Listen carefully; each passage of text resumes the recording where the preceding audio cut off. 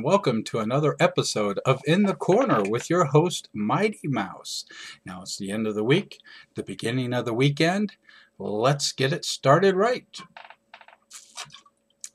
We've got so much to go over tonight on tonight's show. The dissection of an auto battery. We will take the attaching atomizer apart and leave it in pieces. Also, the cartridge will be completely destroyed. Also, if you were here last week, fortunately, you saw live on the air that I broke my silver bullet. We will be going over the repair process and some warnings later on in the show. First, the weekly recap. The Vapor Trails TV Weekly Recap. Last Friday on In the Corner with your host Mighty Mouse, 510 starter kits explained.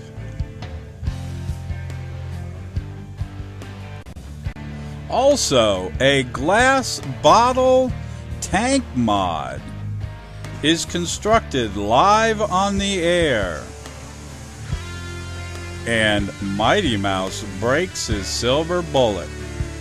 Last Sunday on Dave's Tackle Box, which was hosted by Dave Dorn, Dave discussed with Dave Kitson and Kat the early days of Vapor Trails TV, the need for more VTTV presenters, and live stream versus Justin TV.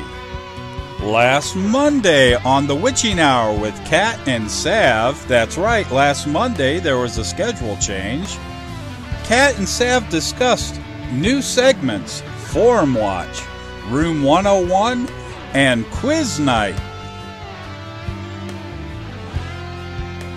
Last Tuesday on the Vapor Mist, Jim rejoins Andy for another exciting show.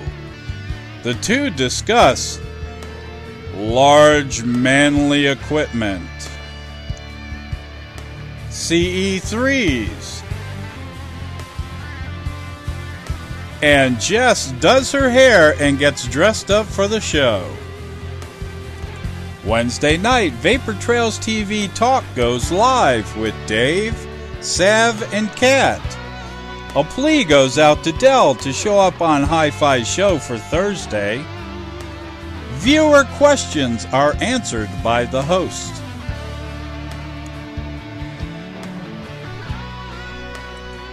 Thursday night on the Haze Hour with Dave and Keith. Dave and Keith are joined by special guest Del Boy. The three discuss the 306 DCA.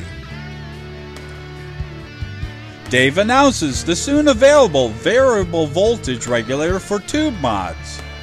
And Keith tries pussy for the first time. This has been the Vapor Trails TV Weekly Recap.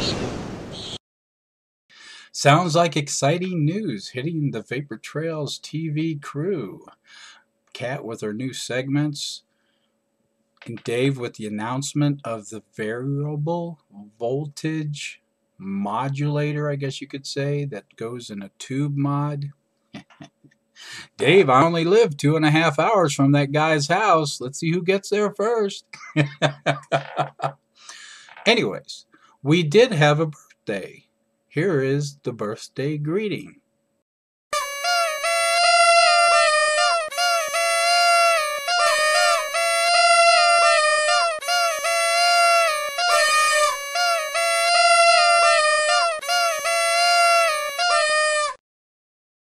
Happy birthday, Cyber Pixie. It's time for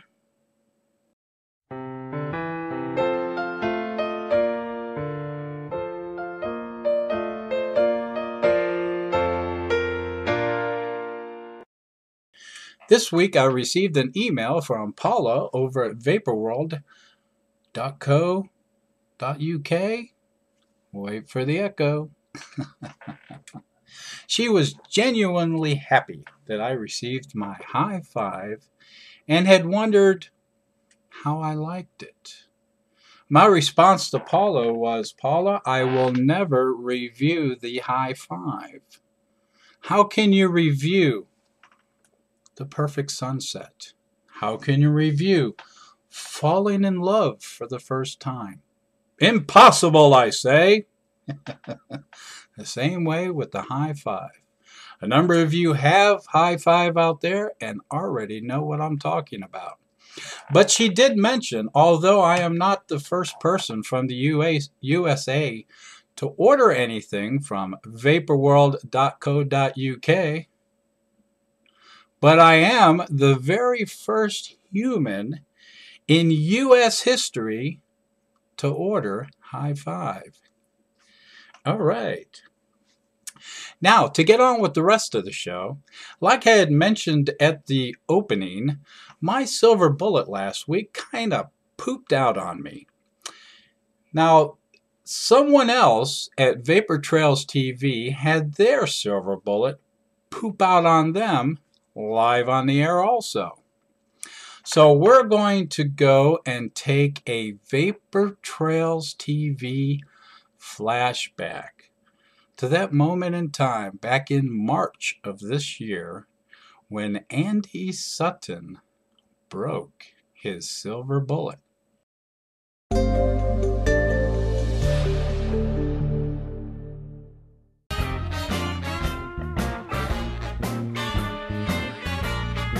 Look! I've got my black silver bullet. The one what I broke on Sunday's show last week. I broke it. I broke it good. And, well, let me play this in first, and all will be explained if you don't know what I'm talking about. So the first thing, I was asked a question on Twitter, and that question was, low resistance better than 6 volts? Question mark. Well, with the advent of low resistance cartomizers and atomizers, a lot of people have turned their back on 6 volts. So what I've decided to do tonight, and I haven't got any VT tonight, it's all me doing it live. What I have decided to do tonight is to give you guys a sort of retrospective of 6 volts. And my 6 volt device of choice was the silver bullet. Now this is a black silver bullet, and I don't think I've only got 2 cameras. Oh no, I've got 3. There you go. There's the black silver bullet, and on that is an 801 with an adapter. I'm pointing in the wrong place. With an adapter and running at 6 volts. So this was my first 6 volt device, and I'll show you the batteries that it's running on at the moment. These are CR123As. Great little batteries. Now obviously you've heard the warnings about stacking batteries and stuff like that. Now I used these solidly for about 6 months. The silver bullet at 6 volts was my device of choice until low resistance came about, and I'm just going to change these batteries over now and give this 801 a blast at 6 volts. Now let's just swap these over. So they go in, plink plink, top goes on.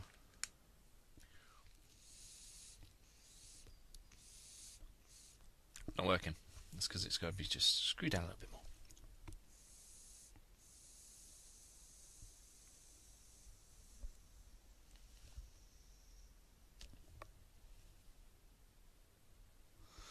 Oh yeah, that's some good vapor right there. So the point of this is that 6 volts silver bullet adapter, or any 6 volt device with an adapter, means that all those standard resistance atomizers you've got, you can actually experience them like they're low resistance, and they're not low resistance. they're the same resistance as they were before. They just got more voltage going on into them. Now, you know me, I'm not the voltage guy. So the point is that with a 6-volt device, I can take that off. That's got the adapter on it. I can get one of those, which is a 510 to Cartomizer. So there it is on there, and I'm going to stick an 808D, the bog standard ones, the ones that I started with, Cartomizers.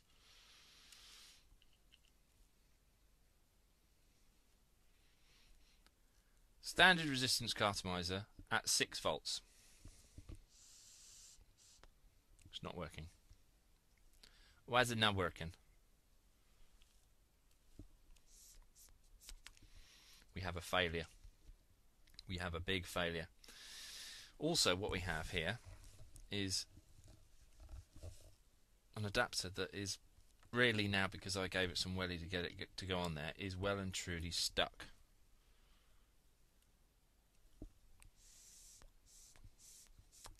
Nothing. That's a complete failure. So what I reckon that is if I show you on the camera, these adapters have got a center post that is adjustable.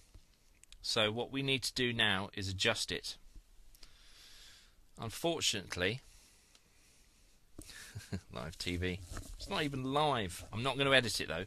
This is going to run. I've got a little pair of pliers here. So I'll just do that. That gets that off there. And what I'm going to do is, if that ever happens to you with an adapter, because that adjustable post obviously goes right to the base end of it, if you screw the adapter in first to the device, what it will do is it will push that center post up, making the connection to the Cartomizer, atomizer, whatever it may be, impossible. So the best bet is to screw that tight down first, and you can see that there. That is the problem. That has pushed that center post way down, way down. So now what I'll do, what I will do now is I'm going to screw that onto the silver bullet. Now that will not now go all the way, but if luck is with me,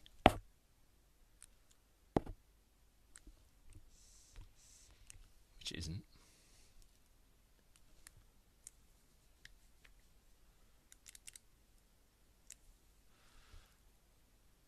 that is odd. That is very, very, very odd. I used to do this all the time.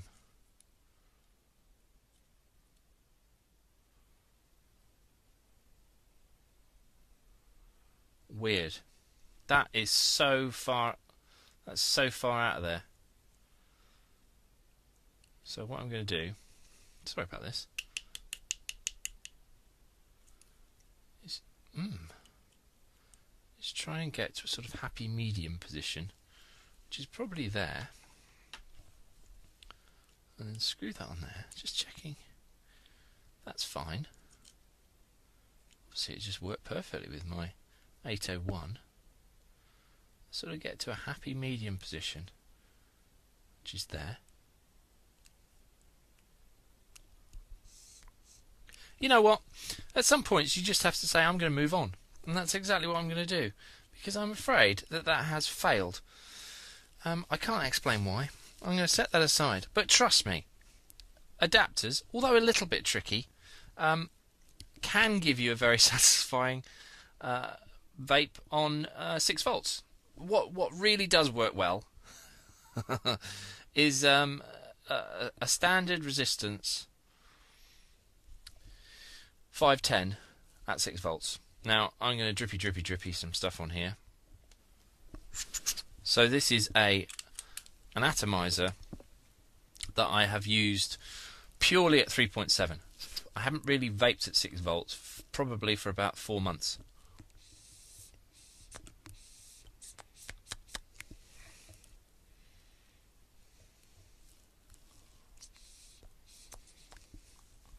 That's not working either.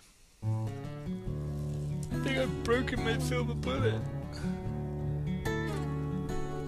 Oh no, it's broken. Oh, that's terrible. That's not good. I didn't intend tonight to be how to fix your silver bullet if you break it. It's not good at all. It should work. I don't understand why that's not working. I need to talk to somebody. Nobody's here because it's not even Sunday.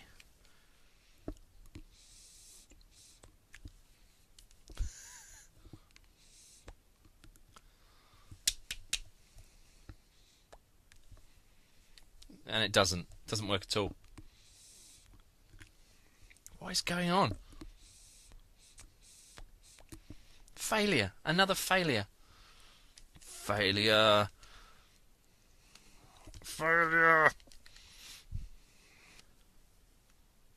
Apologies that this isn't working properly tonight. What I think has happened is the 801 really needs you to screw it down, and also so did the 808D. What I think has happened, and this is a thing to watch out for on the silver bullet, is that the center post has that adjustable little bit at the bottom.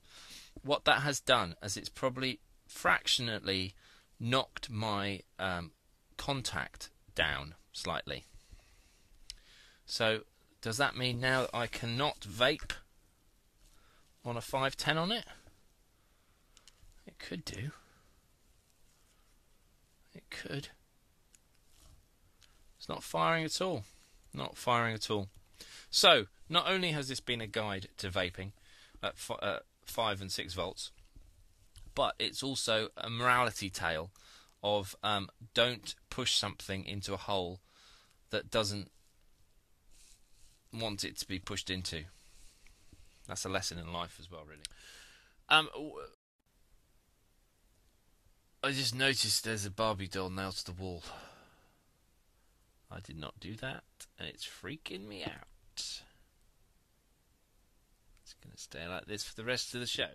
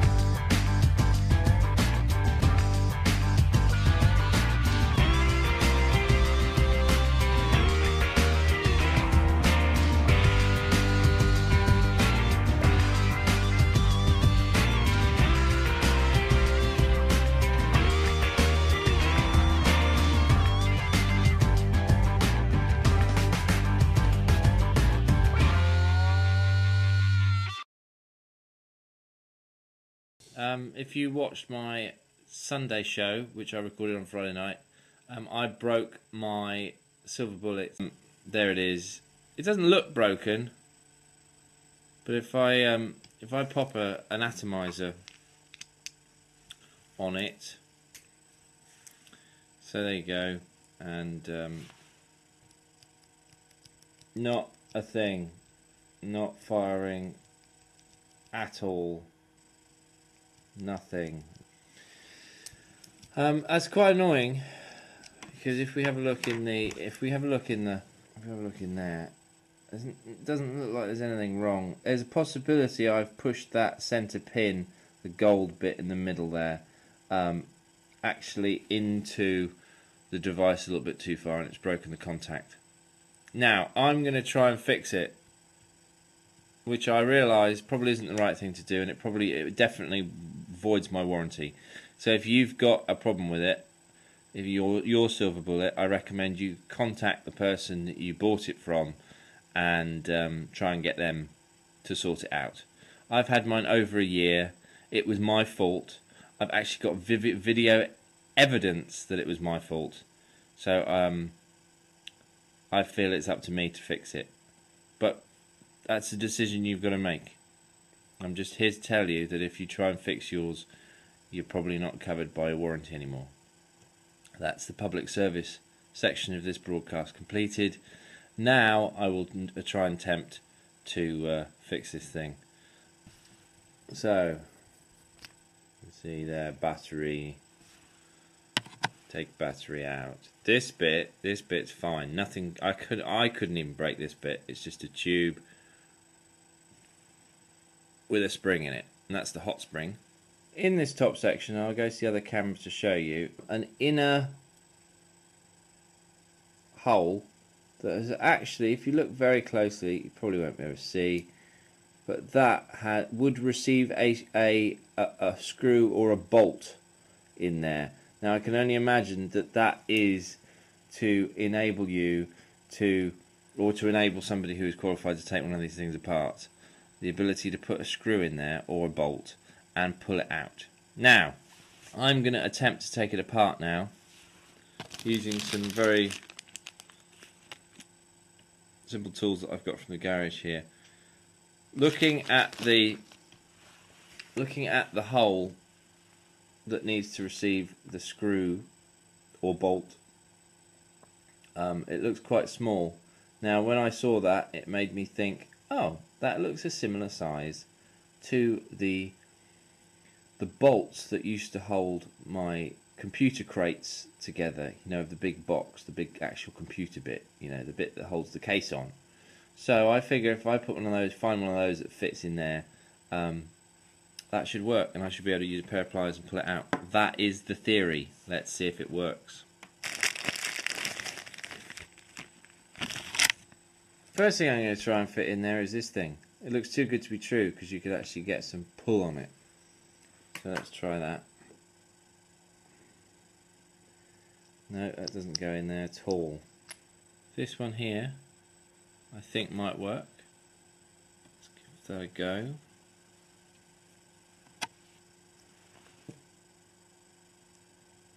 Yes, that is in there.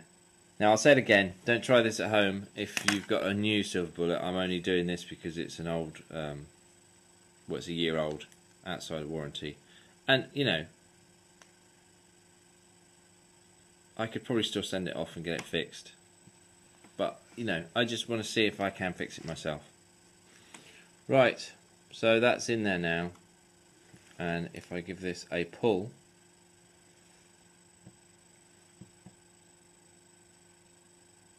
oh, it's working.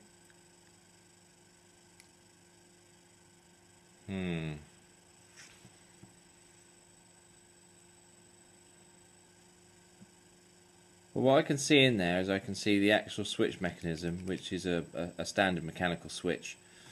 You can see a massive glob of glue that's holding that switch in place. Now that basically means that switch cannot turn round, it can't get loose, it can't lose its connection. And when I've told people I've broken a silver bullet, they don't believe me, because they are so utterly built like bulletproof things that don't break. I'm the only person I know of that's broken a silver bullet. They are built like brick. That top rubber, is it rubber? Plastic thing that now has my little screw in it to pull it out, has a wire connected to it, which is obviously the battery connector. So that is quite important that stays all put and everything. I shall go to the kitchen and get a knife. Back in a minute.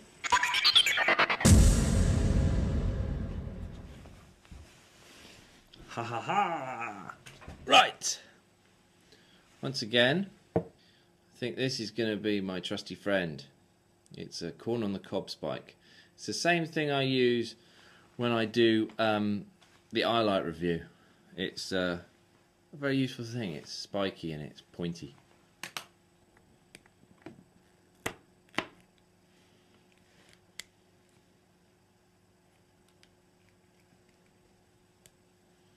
Right, so there's the first blob of glue.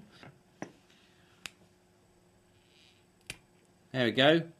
It's out. That hot glue that was in there was pretty much the only thing that was holding the switch in there.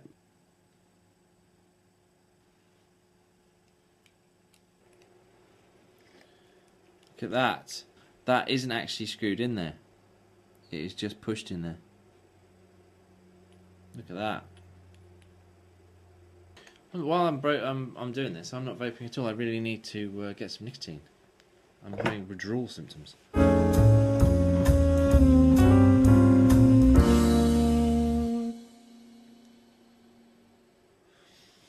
See here that that little rubber thing has come out of that little hole, and that's why the atomizer wasn't making a connection. So you can see there that that is the connector for the bottom of the atomizer, and there's a little rubber or silicone sleeve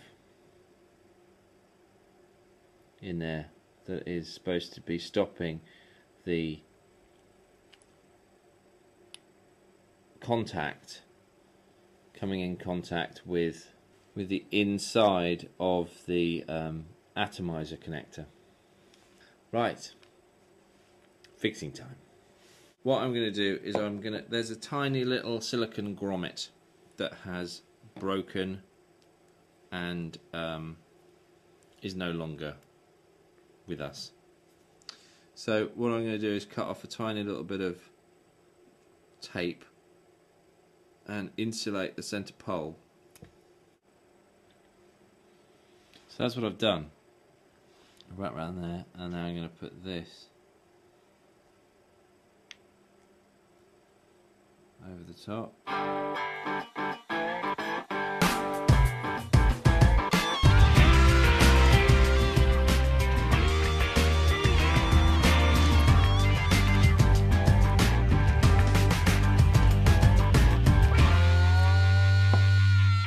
Right, so as you would have seen, I've been fiddling about for hours with this thing.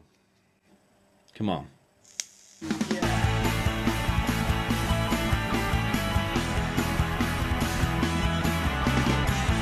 I made it work again.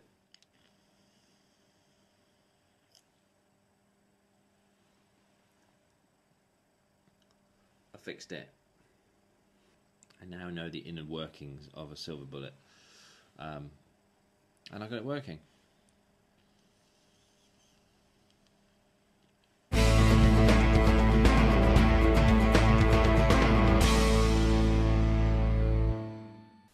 Yes, I made it work again. Yay me!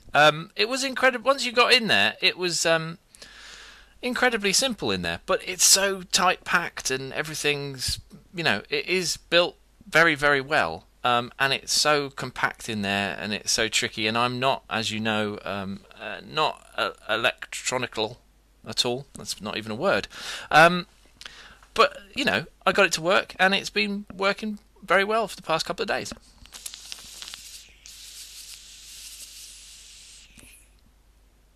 As you can see there. As I say, if you've got a new one and it's busted, send it back to where you bought it from.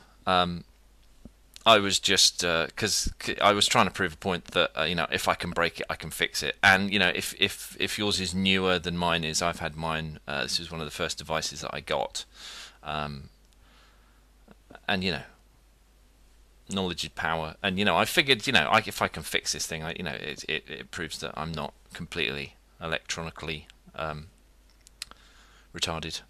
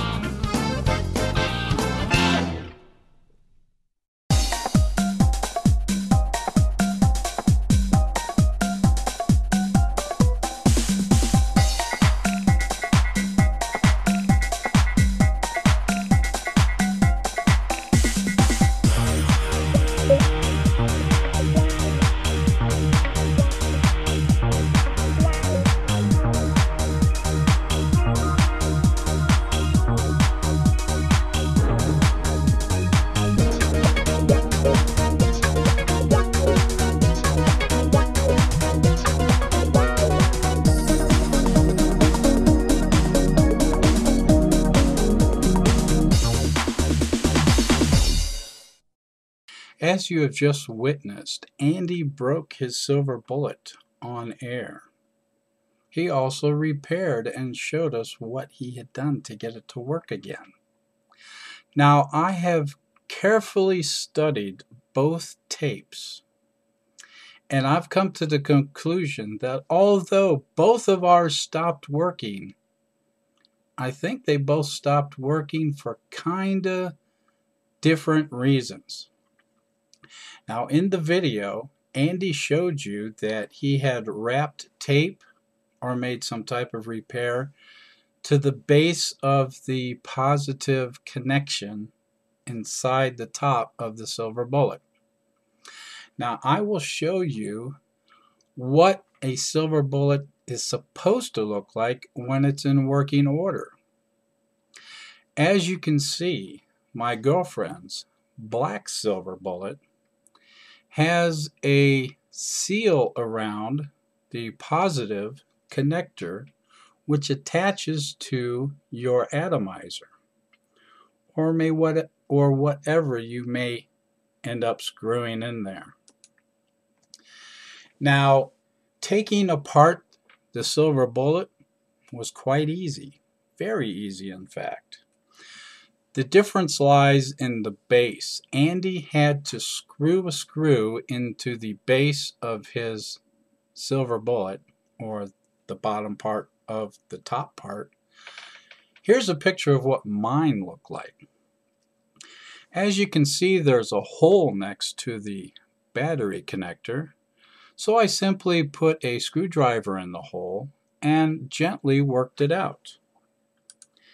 As you can see on the back side of that attachment, there is a foam backing which is protecting the solder and the wire from shorting out. Now, the button was basically the same as Andy's. It had that silicone around it holding the button in because you couldn't really get a bolt in there to put around the switch to keep it in there nice and tight. But I tell you, it is a tight fit. So taking the silicone out, you actually still had to play with the button to get it to come out. Now here's what my button looked like. Basically, you have two connections at the bottom for the positive wire, one coming in and one going out. Now, after I took the button out, I was able to wiggle the positive battery connector sitting in the top.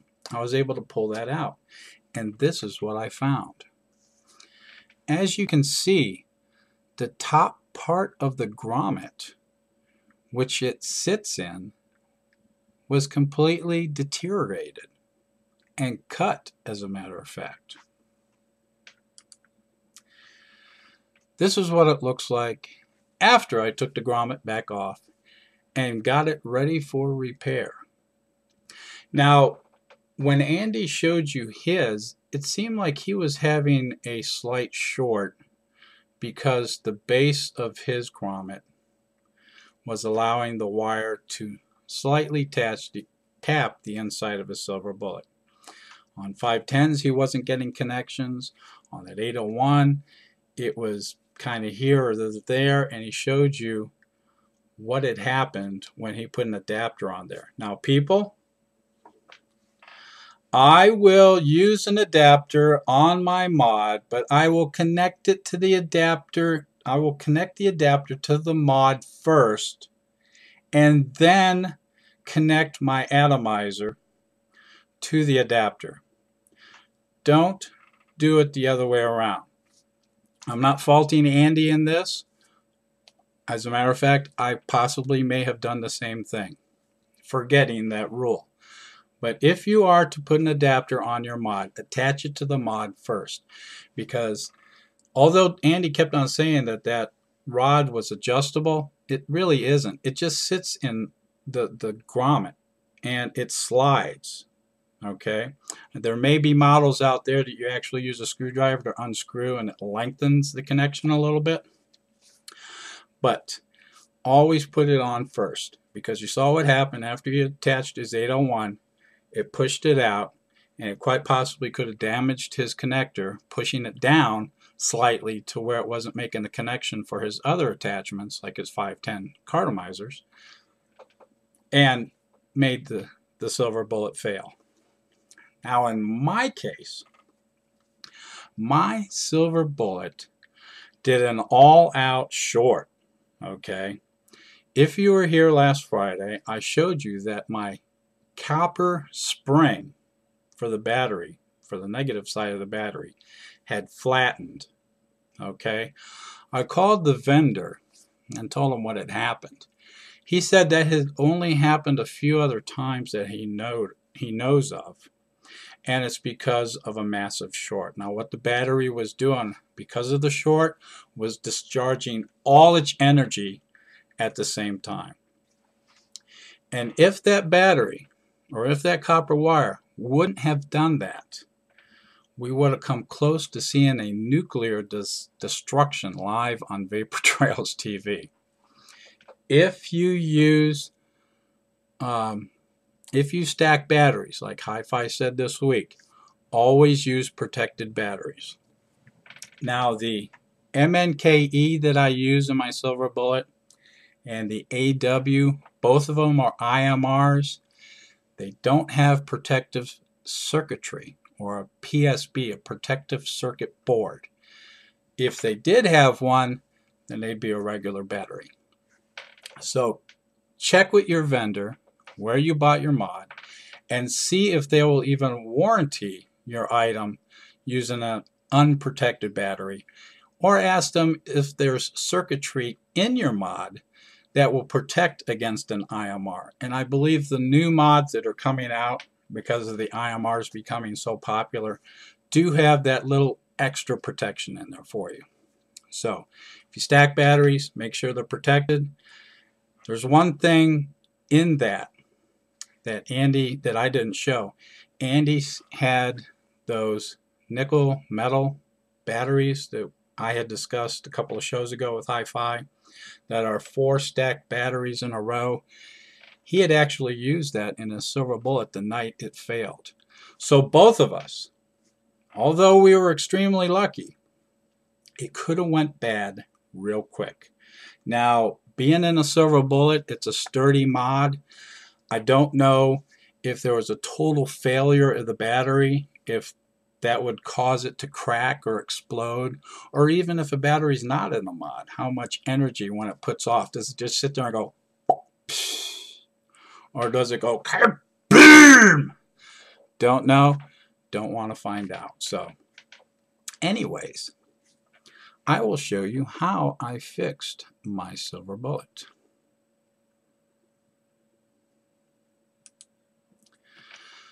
I actually used a donor from my auto battery. The grommet inside of the positive connection is the exact same size as the grommet in my silver bullet that had fallen apart. So here I show that I am slightly wiggling out the positive connection of an auto battery. Down in the hole, of course I had to cut the wire going to the positive connector. Down in the hole you can see the grommet peeking through.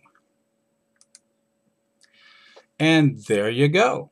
After I gently nudged the grommet out of its hole, you can see that it is the right size and shape for my silver bullet. Here you can actually see the two comparisons. The green arrows are pointed to what's left of the grommet in my silver bullet. The yellow is pointing to the top part of the silver bullet grommet that was in there. And the red one is pointing to the new one.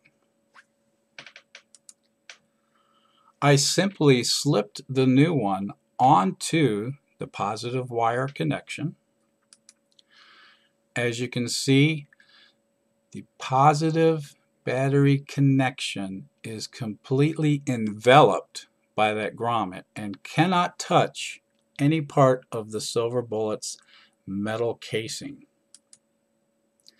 So I simply slipped the grommet past the positive battery connector and I wiggled it down in the hole, as you can see by the red arrow. Also, when you wiggle it into the hole, make sure that the other part of the grommet comes through whatever you're putting it in. As you can see, the lip of the rubber seal of the grommet is completely intact on the other side of the hole. This is what it looks like, repaired, all shiny, all ready to go. And that's what it looks like when I put the switch back in. Now, I have not resealed the switch with silicone. The silicone was only used to keep the button from coming out. The button did take a small amount of force to put it back in the hole. And I figured, I'm pushing on the button all day, it's not coming out. Why should I even attempt to try to seal it back up? The seal is not a safety issue, it's just an attachment issue.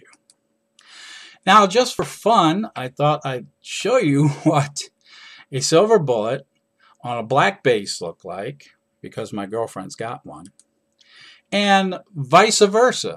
So if you guys feel like taking your silver bullets out and doing something really wacky, and you have this type of, if you have that type of choice, go right ahead. Now, when I come back after these words, we will dissect the inside of an auto battery. See you in a bit. The Vapor Trails TV gift shop is now open. 100% cotton t-shirts, perfect for casual summer days. Women's t-shirts, pre-shrunk, durable, and guaranteed. Play 18 holes and beat the heat in our casual style golf shirt. Slip into the most comfortable shirt ever in our Hanes Authentic Tagless t-shirt. Supersize your favorite beverage with our hefty 15-ounce ceramic large mug. The Hi-Fi Stud mug, the perfect size for your favorite beverage. Heft a cold one in this 22-ounce ceramic Happy Vapor Stein with gold trim. Keep your mouse rolling in style on our durable cloth top mouse pad. Up for the long haul, our trucker hat features an adjustable headband for the perfect fit. Enjoy the roomy comfort of our sexy boxers. Panty minimalists love our casual classic thong that covers the sweet spot without covering your assets. Rush down to the Vapor Trails TV gift shop and get some today at vaportrails.tv. Vaportrails.tv. Vaportrails.tv. Ma, the TV's out again. What are we gonna do? I tell you what you're gonna do. You're gonna listen to the Funkmaster here and whip out your iPhones and join the Vapor Mess at 8 o'clock on Monday for some great vaping humor. Get juicified with the queen of mixology, Cat, at 8 o'clock on Tuesdays. Oh yeah. Have any questions? 9 o'clock Wednesdays. Call in live on Vapor Trails Talk. Join Dave Dorn on the Haze Hour at 9 o'clock on Thursdays. Mr. Technical is going to electrify your world. 9 o'clock Sundays, it's the Happy Vapor with Dave. Oh no. Dave, watch out, those ducks are going to steal your lunch. Oh no. So get on down to vaportrails.tv and get your phone connected today. And listen to the Funkmaster when I say, get your app on down there.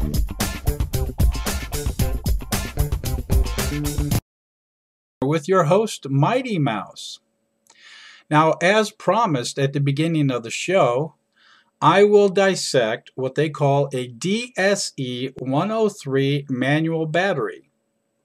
Now, if I've gotten that designation wrong, or if you know it as something else, please email me and let me know, and I will have that email information for you at the end of the show. Okay? But here it is, in bunches of pieces. bunch of pieces. But I have a picture show to show you. So let's go through the picture show. Now, first is the LED cover. Now, this is what lights up when your auto battery is activated. Now, these come in different colors: blue, red, green, purple. I don't know. So many colors. Underneath that LED cover is, of course, the LED circuit board. Yay! And that's the positive and negative side of the LED circuit board. Now, what really got me was the size of the battery. Can you find the battery in here? It is a teeny weeny, itsy bitsy 180 milliamp battery. And there it is. Here's an 18650. Now you know why this only lasts you a half an hour or 2 hours, depending on how heavy of a smoker you are.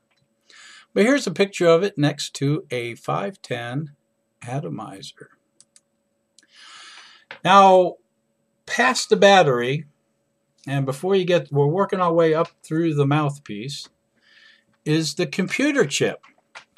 Now, the computer chip will regulate the battery, tell the battery when it needs a charge, will do all kinds of things. I don't know, it might even run your blender at home. But it is a very small item. And the backside of the computer chip.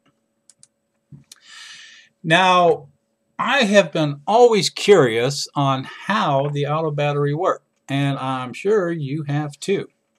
It's a very, very, very simple application. Here I show you what a pressure switch should look like, or what it does look like. And as you can see, there's a hole in the middle. Now, once you open the pressure switch, you will know that there is a rubber diaphragm inside. What that rubber diaphragm does is when you toke on your auto battery, that rubber diaphragm is connected to, I guess if you want to picture it, a flat piece of metal. And on both sides of that piece of metal is the battery positive and the battery negative. Or two positives, one negative. No. Anyways, when you draw on the rubber diaphragm, it pulls that switch up into those two connections, which completes the circuit. Now, a lot of people have complained that they put their auto battery down and the light comes on. Or it may work or it may stick on. This is the part that gets the juice if you overfill, if you drip on an auto battery and you get juice down in there.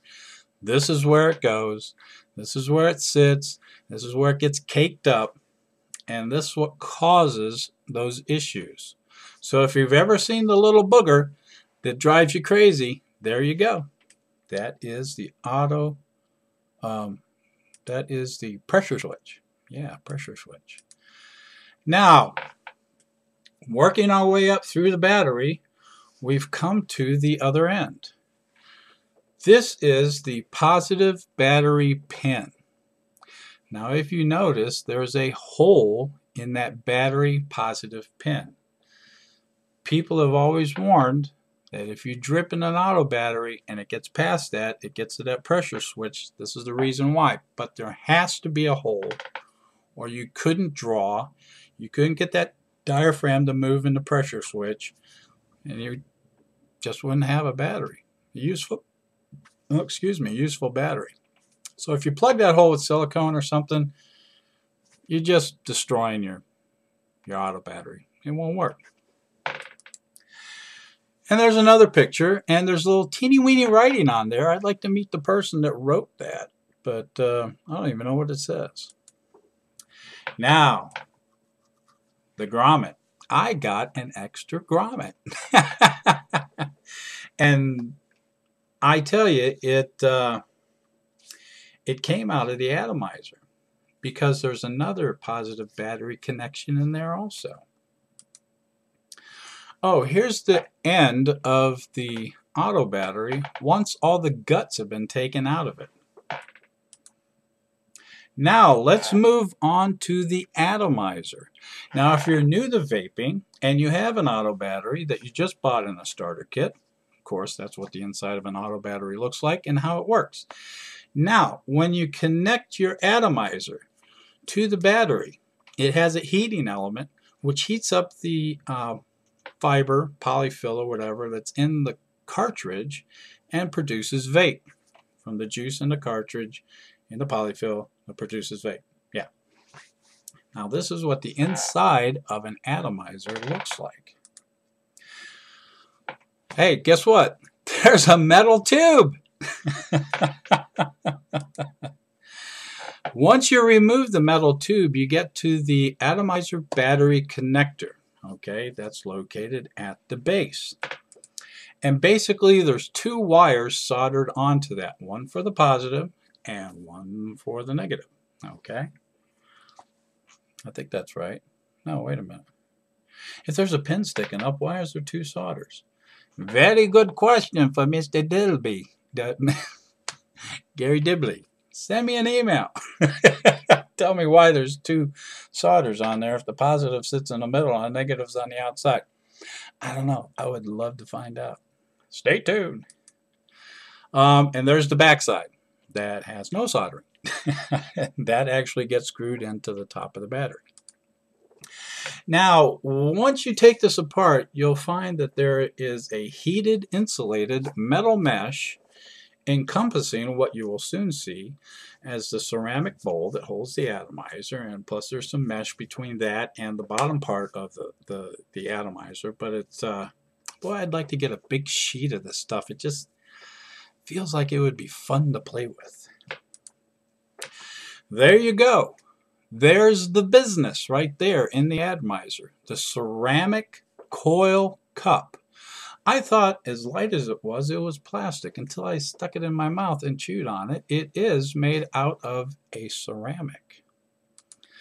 Now, once you remove the coil from the ceramic bowl, or whatever you want to call it, that's how big it is. That is a wire wrapped around some wadding. The wadding gets soaked with the juice. The juice gets lit up by the electricity. The electricity makes vapor. The vapor goes in your mouth, and then you have a big smile. So that's what makes you smile. Now, the cartridge, that carries the ammunition or the juice. Most of them come with a moisture cap. This is to keep the juice in there from evaporating, leaking, whatever. You take the cap out and you have a cartridge. It's very, very simple. Inside the cartridge, the main components, you have the body of the cartridge. You have the polyfill. You have what I call the polyfill holder. And then at the very top, you have a little teeny weeny cap that goes on top of the cartridge, which some of you have found out if you bite down on it, it comes out. And underneath that is some more polyfill that's supposed to keep the juice from getting in your mouth. Why they put that on there? I guess because we're over 3 years old, we can have stuff like that in our mouth. But I always found that annoying if you were to chew on it. I'm a bad pencil chewer or pen chewer. And when you do that right into your mouth, I hate that. I hate that. Now, that concludes our trip down the atomizer row, I guess you could say. Now, I did have some announcements. I noticed last week in chat that Johannes told me that they are getting their first IMR battery. Now, Johannes, I would like to see you pictured with your new IMR or a video, or tell me, Mighty Mouse, I can't believe you told me to get an IMR. I hate it. Or this is the best thing since sliced bread. So send me some information on what you found when you got your IMR, or for any of you. Okay. Let's see if there's anything else. Marky D last week celebrated his 12th month as a vapor. All right, Marky D. And also a gentleman named Chilimont from UK Vapors Forum celebrated his 18th month. All right. Now, next week, I'm going to look into tobacco alkaloids to see if they're good, they're bad. What are they? I got a few more things coming up. Got the State Fair coming. I want to interview smokers at the State Fair. VaporCon next month is getting exciting. One thing about VaporCon, it was so funny last week when my silver bullet blew up on me. A gentleman from Alt Smoke was watching the show, which is where I got my silver bullet. He got a hold of me on Skype and asked me what had gone wrong. Within 5 minutes of that conversation, I was getting information from Chad, the inventor of the silver bullet, telling me or recommending what I could do to fix it. So kudos to Alt Smoke, you know who you are, and super kudos to Chad for helping out. So anyways, you know what that means. It's time for Mouse to head to the house. So stay tuned. After I'm gone, there'll be my email information, and I guess we will see you all next week. Remember, Sunday night, 9 o'clock, Dave's Tackle Box. Monday night, 8 o'clock, The Vapor Mist with Jim and Andy. Tuesday, 8 o'clock, Cat and Sav. Maybe they will open up door 101 for you. Wednesday night, Vapor Trails Talk Live. If you have any questions about e-cigs or relationships or chili pepper sauce, Wednesday night, 9 o'clock with Dave Dorn. I think we have a special guest coming up. Don't know. Ain't telling. Thursday night, Hi-Fi with the Haze Hour, 9 o'clock. And then Friday, back here in the corner, all of you.